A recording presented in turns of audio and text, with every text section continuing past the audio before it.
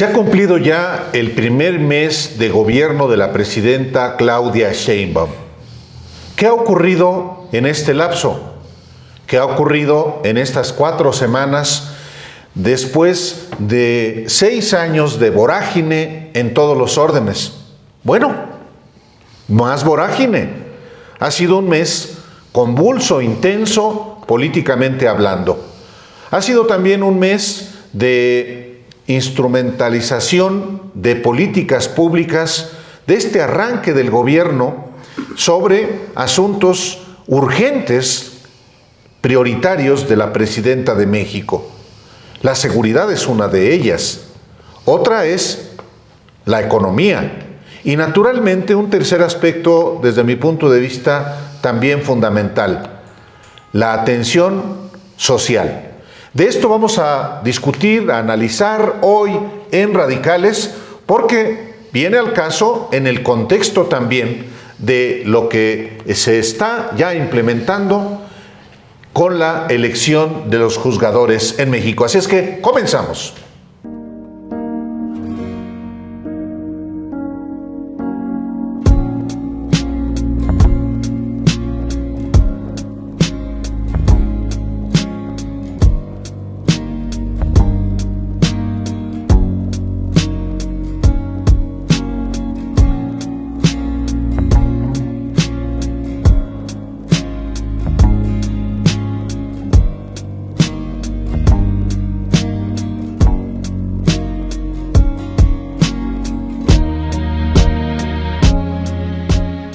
Alejandro, un mes, 30 días, 4 semanas, primer mes de la presidenta Claudia Sheinbaum. ¿Cómo valoras este periodo? Yo creo que al cumplir un mes, Claudia Sheinbaum se le terminan las vacaciones y comienza el verdadero reto. Hay que recordar que apenas este martes es la elección en Estados Unidos, gane Kamala Harris o gane Donald Trump. O sea, ahí no importa, pero sobre todo si gana Donald Trump, porque ya hay una precondición, digamos, con el personaje. El personaje está avisando, digamos, 2 asuntos importantes que impactan directamente a México. Uno es una gran, no sé si es deportación, pero una nueva política migratoria que incluye la posibilidad de deportar a 10 millones de individuos. ¿Lo veo sucediendo? No lo veo. Pero el solo anuncio en sí provoca problemas en inestabilidad en la relación bilateral. Eso es para empezar. Y luego está la otra parte, que es la parte económica. Se acordó con él mismo una revisión del Tratado de Libre Comercio.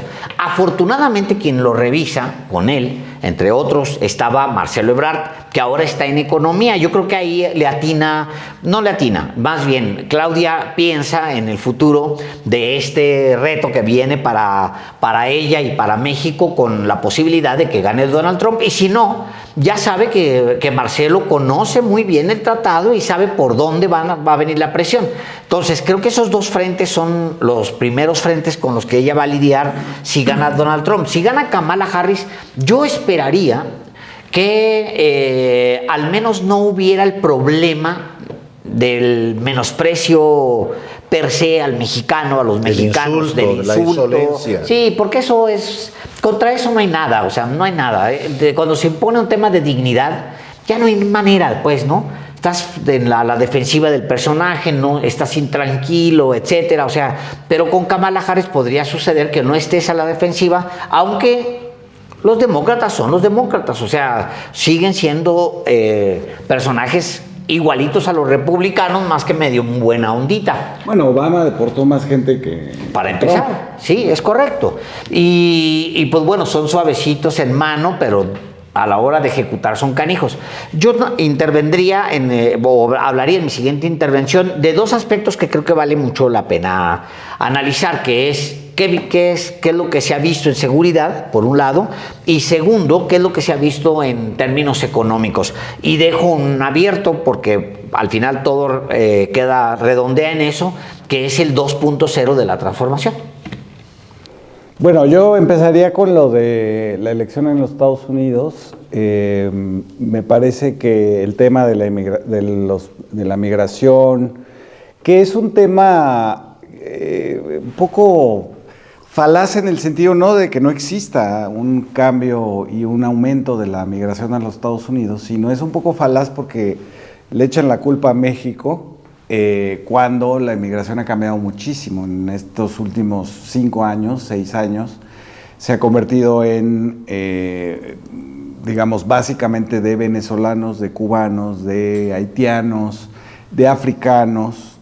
En el caso de Centroamérica, siguen, digamos que, expulsando muchísima gente, pero son familias completas, mujeres con niños, etcétera, que era una cosa que no se veía, digamos, la clásica imagen, el paradigma del mojado, ¿no? Que es pues un hombre que va a buscarse la vida para mandar el dinero a su casa de regreso.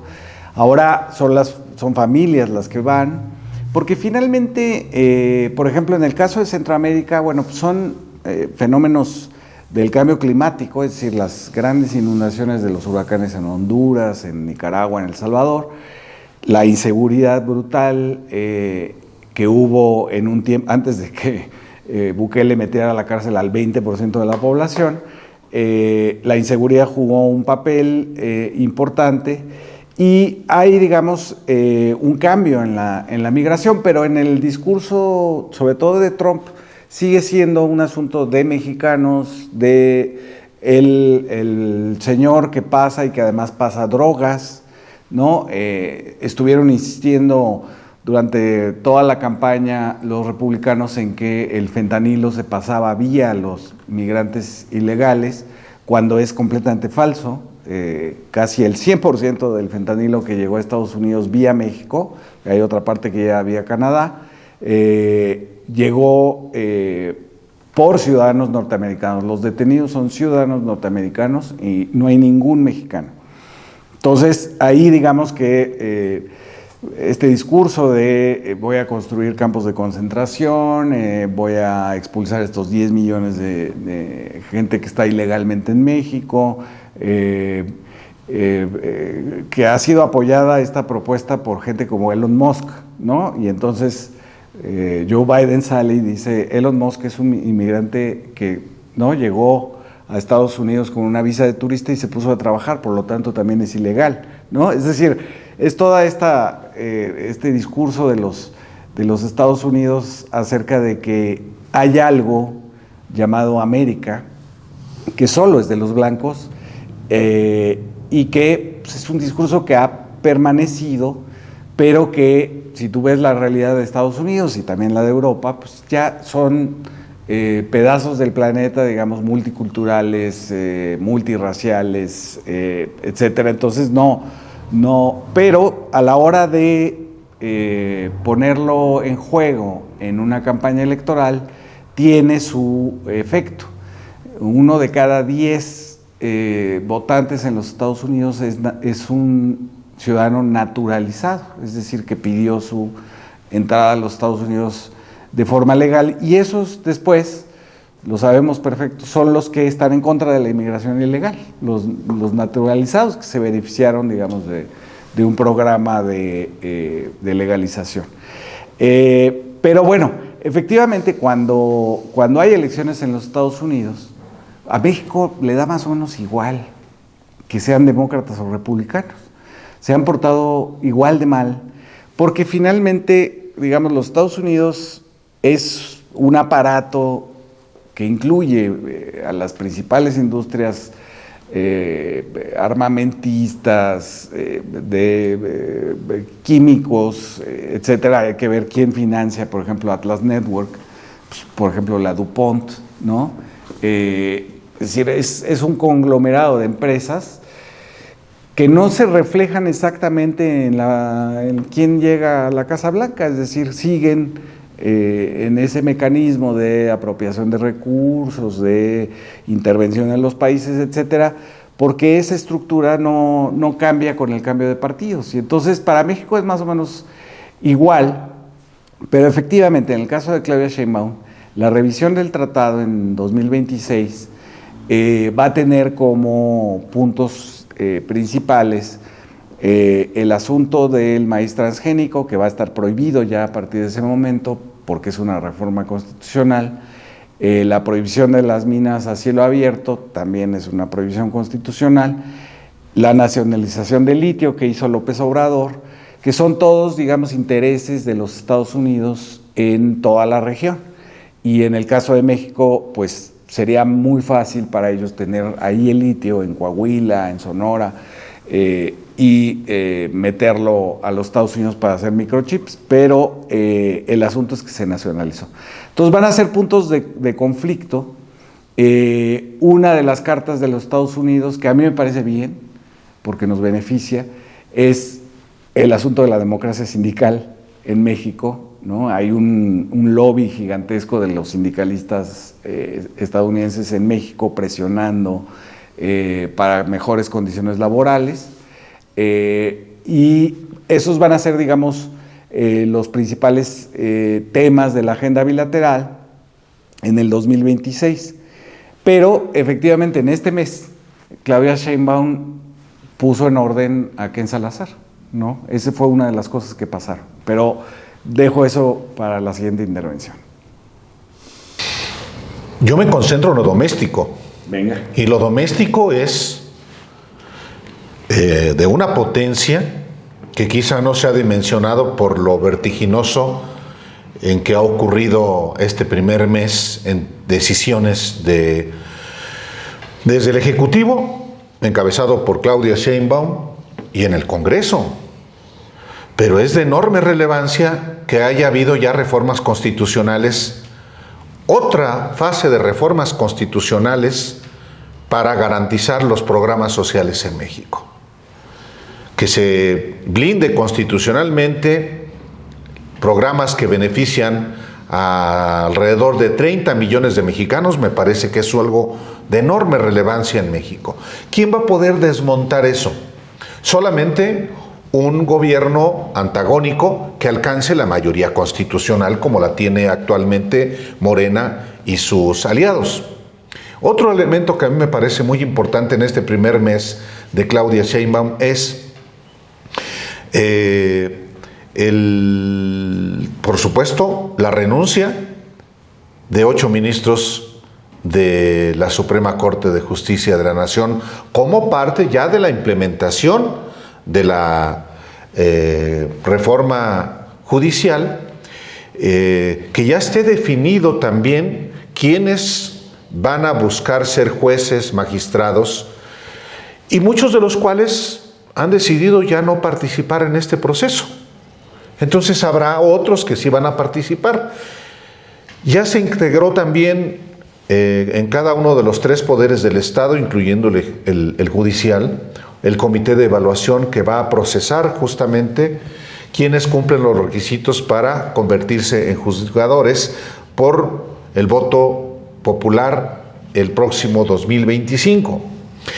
También me parece que es este primer mes de Claudia Sheinbaum ha definido con toda claridad cuál va a ser la conducta que asumirá ante la delincuencia, ante la inseguridad y ante la violencia.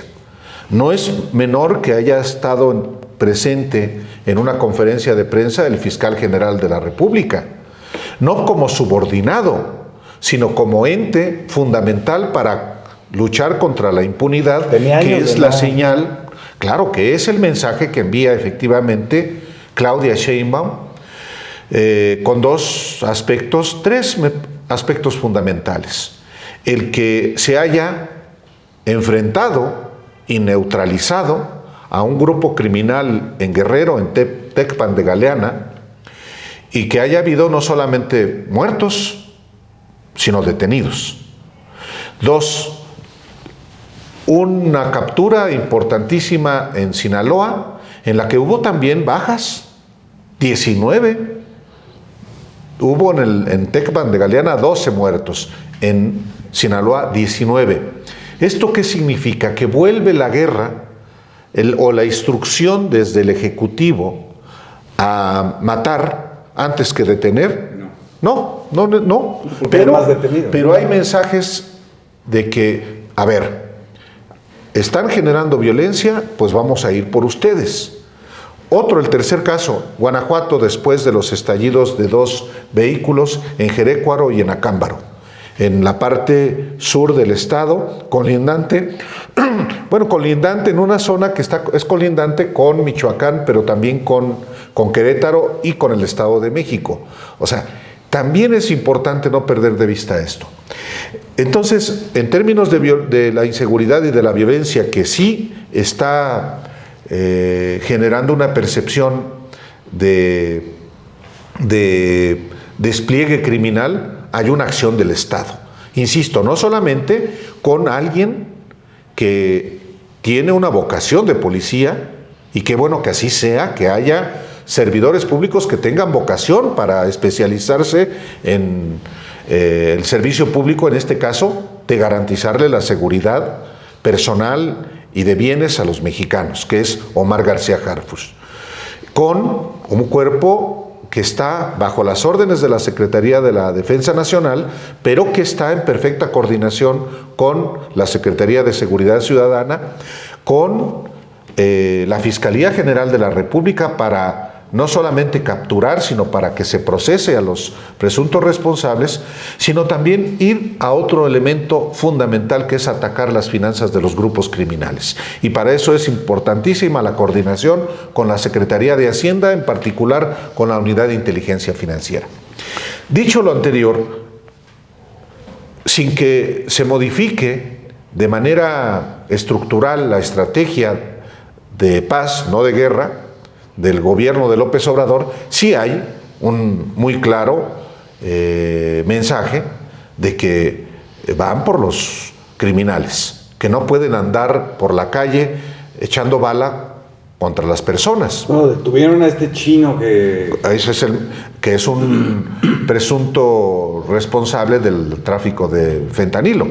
Ven, entonces, vista lo que ha hecho Claudia Sheinbaum, los mensajes que ha enviado, es un mes muy potente, con un adicional más. Ya se publicó también que las empresas del Estado, la Comisión Federal de Electricidad y Pemex, son empresas públicas, no empresas productivas del Estado, como fue la reforma energética de Enrique Peña Nieto y del Pacto por México. En ese sentido, son 4 aspectos internos que a mí me parece que marcan una muy clara dirección, un claro rumbo en este primer mes de la presidenta Claudia Sheinbaum, y que, diría por último, el mensaje de que no es nada suavecita, de que quien la critica va a encontrar una respuesta. Es el caso de Claudio X González, el jefe de la oposición de la derecha, que le puso un estate quieto a la presidenta de México. Hay como varios, digamos, manera de analizar lo de el primer mes de la presidencia de Claudia Sheinbaum. Uno de ellos es el tema de los niveles de aceptación. Yo creo que esa parte está superada y entra con niveles y los mantiene. Se publican recientemente las últimas encuestas sobre los niveles de aceptación. Hay un buen nivel de aceptación. También responde a que no hay una renuncia de ella a lo que hizo el presidente Andrés Manuel López Obrador, un hombre muy popular, que es su inclinación hacia la izquierda y su vocación social. O sea, esa parte no van a ver, pues, yo decía, por ahí alguien... ¿A quién se le ocurre que puede separarse, pura distanciarse tontería, y peor romper? Así es, puras tonterías. Por ahí vi, leí o escuché, no sé, pero es lo mismo, es un mismo corifeo, de que se va a mover al centro, que no sé qué. ¿A dónde? ¿Cuál centro? O sea, ¿cuál centro? Moverse al centro donde está Claudio X González, donde está Héctor Aguilar Camín, en donde está, pues, ¿quién? No, el centro es el desprestigio, punto. O sea, si hay algo que le dio a Claudia Sheinbaum la posibilidad de acercarla a la presidencia y luego le entregó la presidencia, fue su vínculo directo con la izquierda social. Y el vínculo de Claudia con la izquierda social no es menor, o sea, es incluso más poderoso que el del presidente López Obrador, porque él tuvo que lidiar con partidos. O sea, el presidente brinca muy jovencito al PRI porque era la posibilidad, pero luego, en 1988 ya se ha salido del PRI y entra de lleno a las disidencias, digamos, las que se vienen construyendo a partir de Cuauhtémoc Cárdenas. Entonces nadie debería esperar que Claudia brinque hacia el centro. Eso es una tontería, punto. O sea, ¿a qué? ¿Al desprestigio? No lo va a hacer. Bueno, con lo anterior también se construye un mensaje muy claro de que la política social va a seguir y va a mejorar. El 2.0 es real y va a seguir y va a mejorar. O sea, y también lo sabe la presidenta de México, sabe que en la medida en la que ella mantenga la atención directa sobre los núcleos de necesitados, los grupos vulnerables, en esa medida va a mantener ella vigente el espíritu de lo que el presidente López Obrador llamó Cuarta Transformación. Y ese espíritu está vinculado directamente en la sangre de las mayorías, punto. O sea, ahí es algo con lo que tiene que lidiar la oposición, porque esa conquista va a durar mucho tiempo. No va a ser fácil para la oposición volver a construirse una mayoría si en esa misma medida Claudia mantiene la relación directa con las mayorías. Bueno, pero también está la política, el realpolitik, como se le llama. Ella va a tener que enfrentar, sí o sí, una nueva diplomacia. Es cierto que ya puso en su lugar a Ken Salazar y de alguna forma es una manera de decir, esto voy a hacer. Esa es la política con Estados Unidos, o sea, institucional, no grosera, no grotesca, no es el estilo, pero sí de contención. O sea, tú a tu lugar, o sea, tienes necesidad de hablar con comercio, hablas con relaciones exteriores, porque esa es tienes necesidad de hablar de temas de seguridad, relaciones exteriores. Tienes necesidad de relaciones exteriores. Y en México, como ustedes saben, y en México y en casi toda la región, como ustedes saben, el gobierno de Estados Unidos está acostumbrado a hacer lo que se le pegue la gana. El mensaje es, no queremos que hagas lo que se te pegue la gana. Queremos verte las manitas. ¿Dónde estás metiendo las manos? No quiero que vuelvas a sembrarme armas aquí porque entonces dejas un desmadre, punto. Y no quiero estar lidiando con eso. Tampoco quiero que te estés comunicando directamente con el secretario de Energía, con el de Pemex, con esto, porque son sectores estratégicos para México. Quiero verte. ¿Dónde están tus manitas? Te las quiero ver. Y eso va a tener que chocar con la diplomacia comercial propiamente, porque es otro brazo que tenemos. Somos el mayor socio comercial de Estados Unidos, que es una potencia muy abusiva. No es menor, nos van a tratar de cortar. Si llega Trump, ya sabemos lo que va a tratar de hacer. Vamos a tener que lidiar con políticas arancelarias, por un lado, que eso es fuerte, y con otro, con inyecciones de temor al mercado. Él sabe hacerlo porque él conoce el mercado bursátil. Él ha crecido básicamente su capital en el mercado bursátil. Y además es parte de su libro y es parte de su pensamiento sobre las políticas de negociación. ¿Qué va a hacer Donald Trump? Va a presionar directamente a los mercados para que tengan un impacto sobre el tipo de cambio, y luego va a presionar a la Fed sobre las tasas para que haya una corrección de tasas en Estados Unidos que afecte en México. Él puede perfectamente, le puede valer la inflación porque él no piensa como un obrero. Él le puede valer subir un poco más las tasas para sacar dinero y secar mercados. O sea, él sabe hacerlo y lo puede hacer. Y al mismo tiempo es un personaje que puede inyectar temor a los inversionistas sobre la condición en la que se encuentra ahorita México. Entonces, ahí creo que va a haber una tarea de largo plazo que va a durar 6 años. Es lo que con lo que va a tener que lidiar Claudia Sheinbaum, 6 años. Va a tener que estar muy atenta de todas las variables de la diplomacia comercial y la relación con Washington, muy clara, con una mente muy abierta para negociar. Y yo creo que tiene una muy buena escuela y tiene brazos para hacerlo. O sea, el presidente lo hizo muy bien. Acuérdense ustedes, apenas llegó López Obrador después del payaso que teníamos de presidente, de Peña Nieto, y cambió la relación. ¿Por qué? Pues porque el otro es un fajado, ¿no? Y a los gringos hay que tratarlos así, ni modo. No, bueno, y tenía una votación muy importante detrás. Sí. Así es. Bueno, yo veo, por ejemplo, esa parte, ese frente muy, digamos, sobre el riel. Hay manera, pues, si te vas by the book, como dicen los mismos gringos, irte diciendo, ok, no, cuidado con esto, cuidado con aquello. El otro tema es el tema de la inseguridad. ¿Qué creo yo que se demostró en un mes? Que sí va a haber un cambio, un apretón de tuercas. O sea, sí es una vuelta de tuercas lo que viene, porque además se necesita. Los dos casos en particular, el caso de la detención de este generador de violencia en Sinaloa, estaba el personaje rodeado por círculos de seguridad. Cuando llegan las fuerzas de seguridad, les dicen ríndase, no se rinden. ¡Pum! Abaten el primer círculo de seguridad, se van por el segundo, hay rendiciones, pero se resisten y luego van por el personaje y lo terminan agarrando. Entonces, en cualquier otro momento, a lo mejor el personaje se habría escudado, o habría puesto ese escudo humano y habría mantenido, digamos, las condiciones para fugarse. Y eso, ya sabemos, no va a funcionar en el nuevo gobierno. Por el otro lado, lo que pasa en Tecpan es una forma distinta de lidiar con el tema de la impunidad.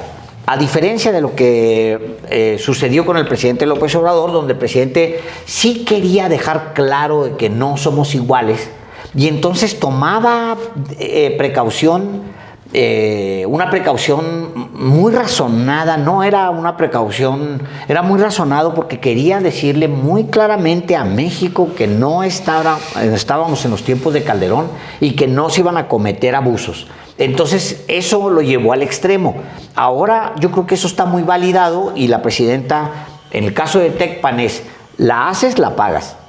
Estos grupos criminales llegaron, atacaron a un pueblo, luego atacaron una comandancia de policía, mataron a 2 policías, luego atacaron una base militar y lo siguiente fue, ahora sí, la haces, la pagas. ¿Se rinden o se rinden? No nos rendimos. Pum, pum, pum, pum, pum, pum, pum. Y los que se tengan que detener se detienen y hubo un número importante de muertos, sí, pero también un número importante de detenidos. Y ahí están los detenidos y a juzgarlos. Se descubren muchas cosas con la decisión. 1, hay gente que está viniendo a México, migrantes que se están incorporando al crimen organizado, por ejemplo. 2, hay un flujo permanente, constante de armas desde Estados Unidos, de las armas más poderosas hacia los criminales en Guerrero. Entonces la lección no es menor. Todos, digamos, hasta el crimen organizado aprende de esa. Sí, yo agregaría otras vertientes, digamos, de este primer mes, pero no me gustaría dejar pasar lo que decía Álvaro Delgado. Está en marcha un cambio de régimen en México y ya así se ve, digamos.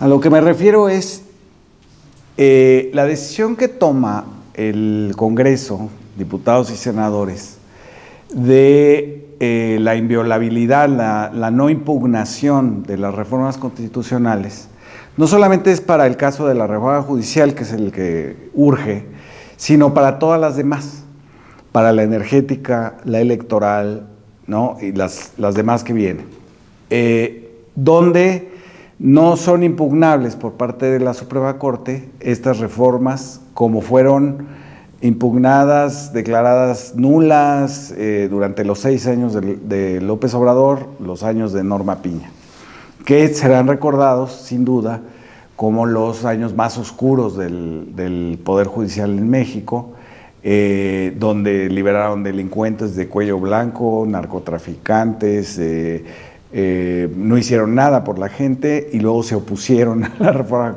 judicial. Bueno, eso significa un cambio de régimen. ¿Por qué? Porque dota al Poder Legislativo de un poder que no tenía. Le refrenda con esta reforma constitucional el poder modificar la Constitución con 2/3 partes y que no sea impugnable por los demás poderes, ¿no? Es decir, no existe pues algo superior a la voluntad popular. Y entonces, eso, como no existía, teníamos este poder judicial que podía batear las iniciativas constitucionales todo el tiempo diciendo que, pues, que no habían discutido suficientemente, ¿no?, en el Congreso, a juicio de alguno de los ministros, que no se había cumplido con tal o cual requisito, y entonces se anulaba una reforma constitucional que beneficiaba en general a millones de mexicanos. Eso es un cambio de régimen porque la distribución del poder cambia y ya está acotada el papel de la Suprema Corte de Justicia y de los juzgadores, y el de los legisladores empieza a adquirir una dimensión que no tenía. Y me parece que parte del cambio de estilo en la presidencia ha sido precisamente ese, es decir, dejar que los legisladores amplíen su poder en contra de las sobradísimas gestiones del Poder Judicial, y con una presidencia más autoacotada, digamos, ¿no? Me parece que este estilo de Claudia Sheinbaum en las mañaneras, de ser como muy sobria en sus respuestas, son mañaneras además que si las ves con atención, tienen una cantidad de información brutal, ¿no? Mucho más que las de López Obrador. López Obrador se podía pasar una mañanera hablando de música, hablando de comida, hablando de... no importaba, pero aquí está acotado a la hora y media que dura, y se dan todas estas iniciativas para las mujeres. Y aquí, por ejemplo, me gustaría entrarle a un tema que fue motivo de la mañanera y que es muy importante para muchísima gente en el país: el tema de la vivienda. El anuncio de las 500,000 viviendas que se van a construir, me parece que cambia muchas cosas, digamos. Por supuesto, considerar la vivienda como un derecho y no como una mercancía, quitárselas a las inmobiliarias.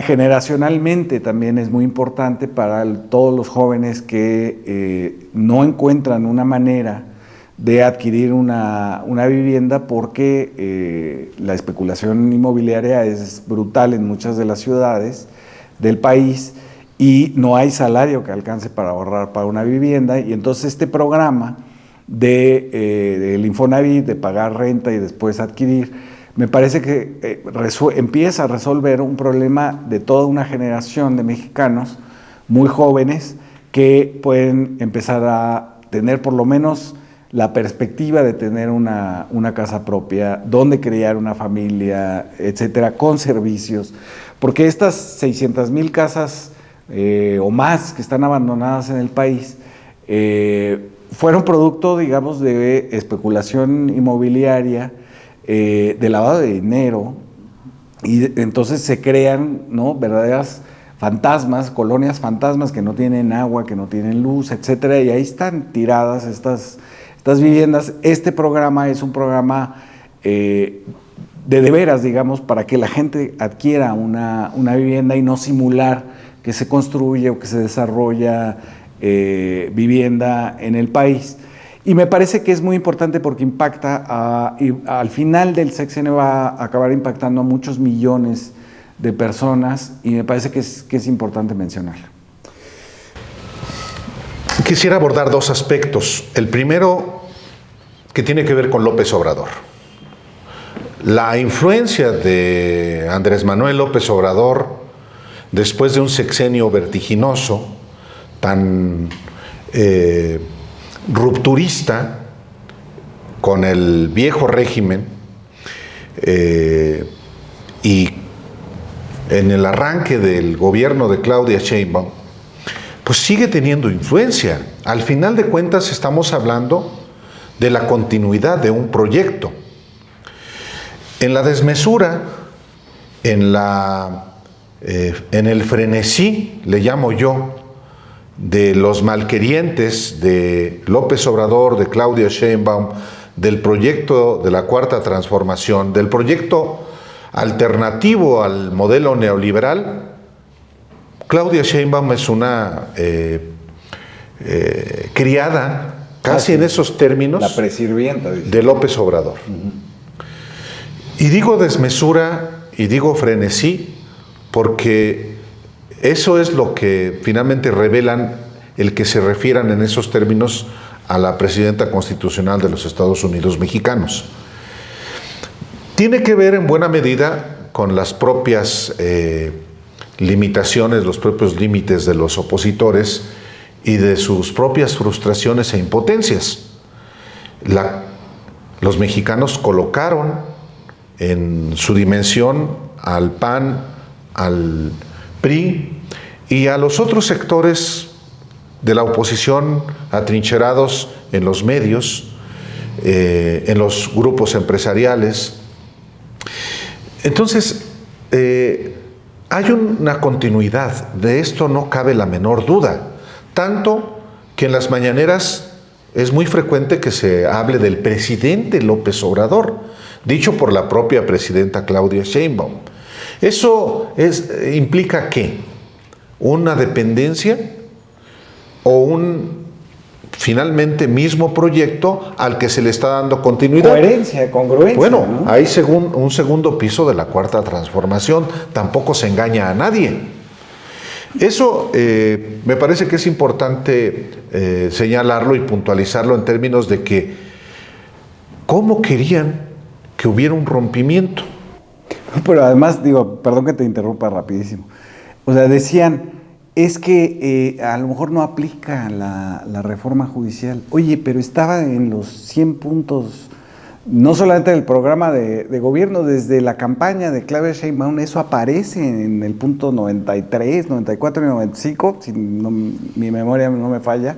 Ahí están las reformas, las iniciativas de López Obrador. ¿Cómo quieren que se deslinde de eso? Porque nunca las leyeron. Bueno, o sea, de la misma manera que a López Obrador no terminaron de entenderlo nunca hasta la fecha, porque nunca leyeron lo que dejó por escrito, particularmente sus libros.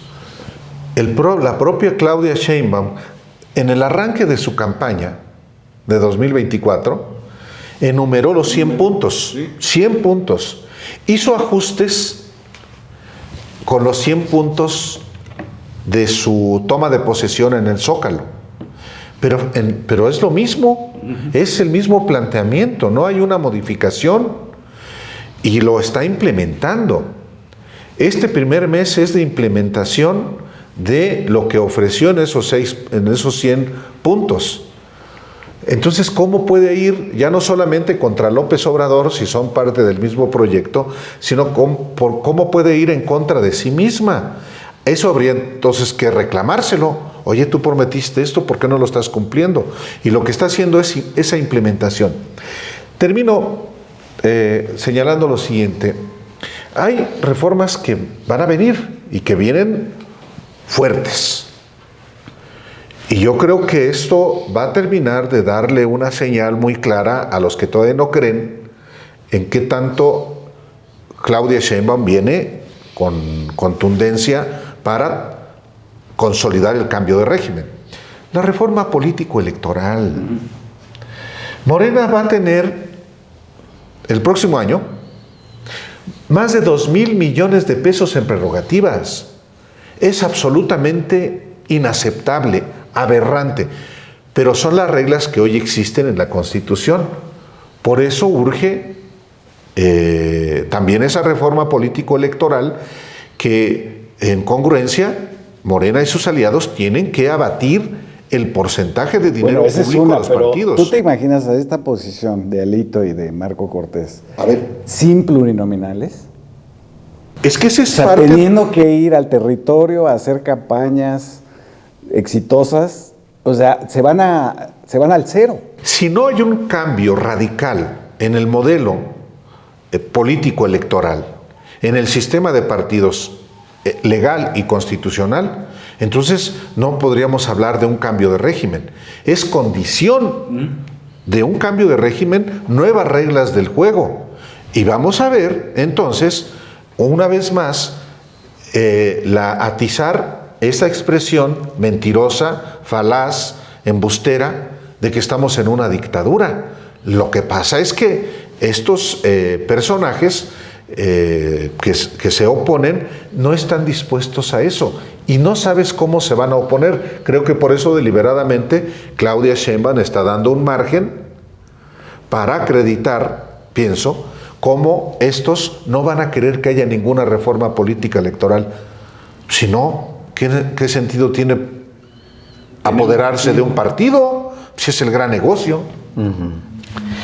Sí, en esta idea de que el país transita hacia un nuevo régimen, necesariamente tiene que venir la reforma de partidos, o sea, una reforma político-electoral, necesariamente. Si nos estamos creyendo la idea de que hay el fin de un periodo y el inicio de un nuevo periodo, tiene que pasar necesariamente por una nueva condición, una nueva relación, incluso entre el Estado y los partidos. Sin duda. El Estado y los órganos electorales, los partidos y los órganos electorales, y revisar el tema de las plurinominales, que tuvieron un sentido en algún momento en el que se asfixiaba a los partidos políticos y habría que darles algo de compensación. Y ahora, pues no se asfixia a los partidos políticos. Los partidos políticos se encargan de asfixiarse a sí mismos, ¿no?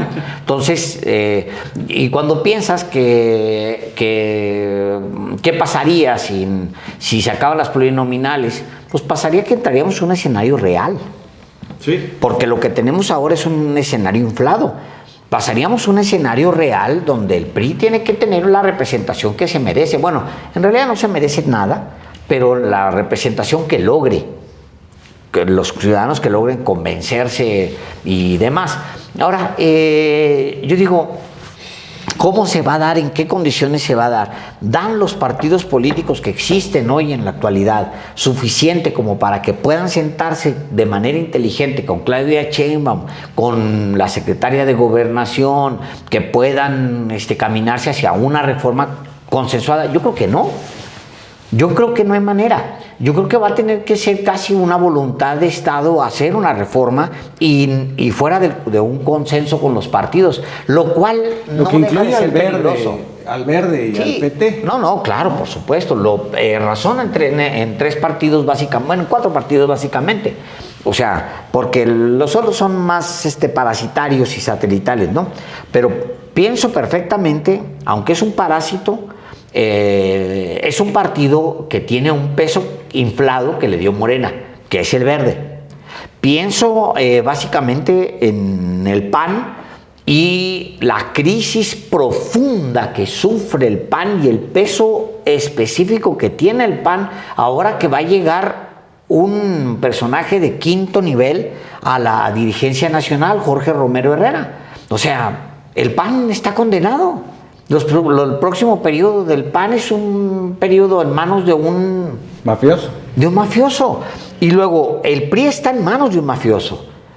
Pero siento, fíjate, que hay más vocación política en Alejandro Moreno Cárdenas. Con todo y los gritos. Con todos los gritos y con todo lo que hay ahí. El tema es que es también un rufián, pero hay más vocación ahí y más mañosada que en el mismo PAN. En el PAN está canijo lo que está pasando. Y luego pienso en MC, que está entrando en una fase riesgosa. Dante Delgado no terminó de hacer la transición. Creo que está enfermo, no sé qué tan enfermo está. Dice que tiene cáncer de estómago. Es correcto. Es un cáncer, entiendo, doloroso, pero no es un cáncer terminal. Que te lleve, como hay otro tipo de más agresivo de cánceres. Es tratable, se puede operar, se puede, etcétera. O sea, hay manera, pues, ¿no? Pero no logró una transición. ¿Por qué no logró la transición al interior, a una nueva generación? Pues por ambicioso, por corrupto, porque una manera de ser corrupto es esa. O sea, ha sido corrupto. Dante Delgado sí ha sido corrupto. Entonces, el resultado es que ese partido ha dependido de él y se está hundiendo. Y sí pienso, y con esto cierro esta otra intervención, sí siento que tiene que generarse unas nuevas condiciones para competir en México. Tiene que abrirse, revisarse muy bien las prerrogativas. Como decías, Álvaro, es inmoral que Morena lo reciba, pero son las reglas. O sea, y no hay manera de reclamarle nada. Son las reglas del PRIAN. Pero se supone que Morena debe representar algo nuevo y una transformación, pues, ¿no? Hoy sí puede cambiar porque tiene la mayoría. Así es, entonces podría hacerlo, tendría que hacerlo, y no solamente tiene mandato para hacerlo, sino que moralmente está obligado a hacerlo. Sin duda. Sí, yo creo que incluso es una demanda lo de que no cueste tanto dinero. Es decir, ya una democracia establecida, la normalidad democrática no requiere de ese gasto de dinero en partidos, incluso en tiempos donde no hay campañas. Y no requiere de los plurinominales. Como decías, es interesante, la creación de los plurinominales efectivamente es en el régimen de partido único, que era el PRI, que dominó 70 años. Después vino el PRIAN, que era esta simulación de bipartidismo, a la norteamericana. En ese régimen de partido único se les daban porcentajes a la oposición, primero a una oposición que era muy afín al PRI, el PPS, el PST, el PARM, que eran como, se les llamaba los partidos satélites. Paraestatales. Y digamos que el partido de oposición era Acción Nacional. Se les daban unos porcentajes supuestamente para incentivar la existencia de la pluralidad de los partidos. Y el dinero también se les empezó a dar para que se crearan esos partidos y se pudieran mantener. Pero lo que sucedió al final es que creció la burocracia de los partidos, que estaban muy bien alimentados de dinero público, que como tenían las plurinominales, pues ya prácticamente no hacían trabajo político, se dedicaron a hacer campañas de medios, campañas de regalar cosas, etcétera, y con eso mantenían, digamos, a la burocracia dorada de los partidos. Pero en este momento, que ya hay normalidad democrática, no necesitamos eso. Necesitamos partidos asentados. Y en la reforma electoral que propuso López Obrador, que diseñó o al menos presentó en público Pablo Gómez,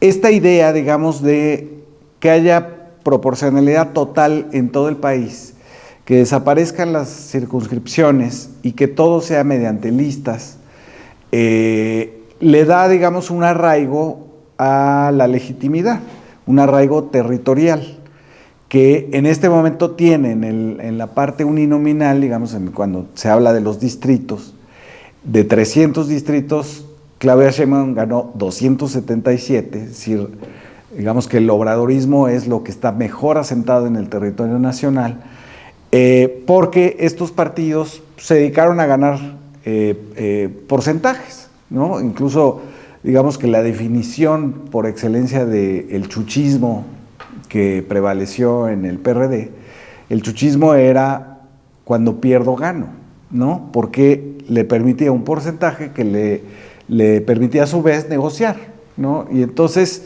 eso tiene que desaparecer. Tiene que ser una democracia asentada en el territorio y, como dices tú, ver de qué tamaño son realmente todos los partidos políticos sin el dinero y sin estos porcentajes que se calculan ahí con unas fórmulas, ¿no? Sí, rancheras. Esotéricas.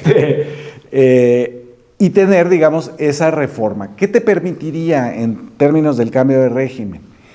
Tener un nuevo sistema de partidos equitativo, no oneroso para el público, sobre todo que no fueran estas campañas de medios, ¿no? Que también significan mucho dinero para los medios corporativos, sino que fueran en territorio, puerta por puerta, al viejo estilo, y tener una representación en este nuevo aparato legislativo que ha adquirido mayor peso con las últimas reformas, realmente representativo. Entonces, tendrías ya un cuadro más o menos, más si eliges al Poder Judicial y una presidencia muy legítima, tienes ya lo que hemos evocado como la normalidad democrática. Es mi última intervención en este Radicales que analiza el primer mes de gobierno de la presidenta Claudia Sheinbaum. Y lo voy a dedicar a la relación que la presidenta de México ha establecido con los otros poderes y con los otros niveles de gobierno. Con los otros poderes, particularmente con el legislativo que domina su partido, la coalición que con ella ganó. Y también la relación con el Poder Judicial que está despidiéndose. No hubo vacilación de la presidenta Claudia Sheinbaum ante el Poder Judicial. Ni siquiera ante la chuleta envenenada, lo llamo así retomando una expresión de Alejandro Páez, del proyecto del ministro González Alcántara Carranca, visto por algunos como una salida política. Un puente de armonía. El puente de armonía entre... Citándote a ti. Entonces, yo creo que no ha habido ninguna vacilación, porque está muy claro lo que la Constitución tiene en su cuerpo normativo, y que el Poder Judicial, actuando de manera política, quiso descarrilar. Obviamente con la voluntad entera de Norma Piña y de su cuerpo de asesores internos y externos, y que le dijeron a jueces: emitan suspensiones contra esa reforma constitucional sin tener facultades para ello, que eso es gravísimo. Sí. Ahora se andan quejando la táctica Claudio X González. La táctica Claudio X González. Con las obras del... Ahora se están quejando... Claudio. Ahora se están quejando que puedan ser investigados por la Fiscalía General de la República. Oye, la propia Constitución establece que si tú, servidor público, seas juez, presidente o diputado o senador, no actúas conforme a la ley, hay consecuencias. Bueno, pero ahí no hay vacilación. En lo que me preocupa un poco más, no lo digo, no me preocupa, lo observo como algo anómalo para la normalidad democrática, son como grupos al interior de Morena están adquiriendo mucho más poder, y particularmente me refiero a Adán Augusto López Hernández en el Senado y particularmente a Ricardo Monreal en la Cámara de Diputados. Son también de pronto, no digo que tumores aún, pero que hay que estar muy observantes para que tampoco se generen abusos de poder. Porque aguas, cuando se tiene también todo el poder, existe la tentación de ejercer despóticamente el poder. No me estoy sumando a la narrativa opositora, pero no puede uno ignorar que hay comportamientos de personajes al interior del propio régimen que actúan de manera arbitraria, y eso tampoco es aceptable cuando se trata de un cambio auténtico de régimen. Entonces, vistas así las cosas, yo concluyo previendo que esos primer mes de la presidenta Claudia Sheinbaum, vertiginosos, con muchas definiciones muy claras, pues es un tercio de los primeros 100 días que concluirán en diciembre de este año. 100 días de gobierno que creo que van a marcar cuál será característica, ya lo es, del sexenio de Claudia Sheinbaum. Yo concluyo con una reflexión más desde la oposición que desde el mismo gobierno. Debería ser claro a estas alturas que el odio genera muchas distorsiones y acarrea más merma que ganancia. Pienso, por ejemplo, en la ponencia del ministro González Alcántara Carrancá, que está, digamos que es el último gran proyecto de odio que ha presentado la oposición. Él escribe, hace o realiza una propuesta para atacar la reforma judicial, una parte de la reforma judicial, básicamente con el hígado. Y es un documento, no solamente en lo jurídico es infumable, o sea, es penoso, la verdad. Es penoso en lo jurídico, sin ser abogados, ¿eh? Sí. O sea, simplemente por lo que se puede ver, es un documento que pretende ser mañoso, es un documento político. Pues no sé, oí una conversación por ahí de alguien o algo así que decía que era buscaba ser, ¿cómo dijiste tú, Álvaro? Un puente de armonía, decía Álvaro. Puente de armonía. ¿Cuál puente de armonía? Ni que era fregada. Es un documento mal hecho, lleno de odio, pero con mucha mala fe, y con mucha, toda la mala muy fe. político, sin duda. Pero al mismo tiempo, creo, Álvaro, que el ministro González Alcántara Carrancá, y debe tener como 10 apellidos más, ya sabes que esas familias se pegan los apellidos de todas las glorias pasadas. Silvagerson Márquez, Silvagerson Márquez y Casasola. Elizondo. O Elizondo. Mayer Serra, ¿verdad? Serra, ¿o qué? Bueno. Ya sabes, bueno, ministro con 50 apellidos plantea en este documento las razones de la derrota. Ese es el fondo de las razones de la derrota de la oposición. La oposición no solamente no leyó los documentos del presidente López Obrador, no solamente no se enteró de cómo piensa el presidente López Obrador y cayó redondo frente al presidente, sino que dejó que todos sus actos vinieran del odio. Fíjate, yo siempre dije, si tú te dejas guiar por los núcleos intelectuales que odian a López Obrador, por Aguilar Camín, por Enrique Krause, agárrate, porque esos no tienen proyecto electoral. Agárrate, prepárate, no porque tienen vas a ir. partido. No tienen. Ellos quieren vengarse de López Obrador y les vale que los partidos vayan al fracaso porque no tienen un plan electoral, tienen el plan de vengarse de López Obrador. Ahí están las consecuencias de Aguilar Camín de haberle dicho al PRIAN que bloqueara todas las iniciativas del presidente López Obrador. Ahí están las consecuencias. O sea, en su peor crisis se encuentran los partidos. ¿Por qué? Porque no había un plan electoral de Aguilar Camín y de Enrique Krause para darles a los partidos. Ahora le pasa a la ministra Piña. Los mismos núcleos electorales agarraron y le doraron la píldora a Norma Piña. Y ahí tienes a esta señora, iba a decir, esta pobre mujer. No es pobre.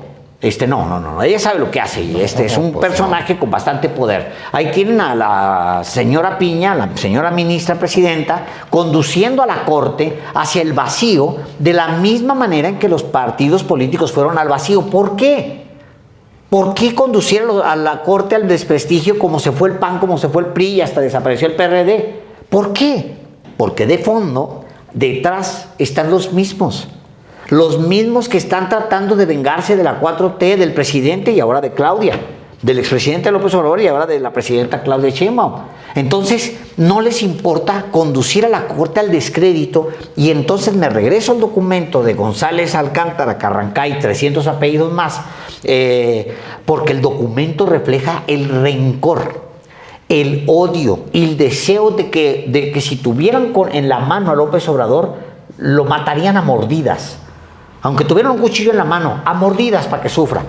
Y se nota en el documento, hay una parte donde además intentan verse a sí mismos como iluminados.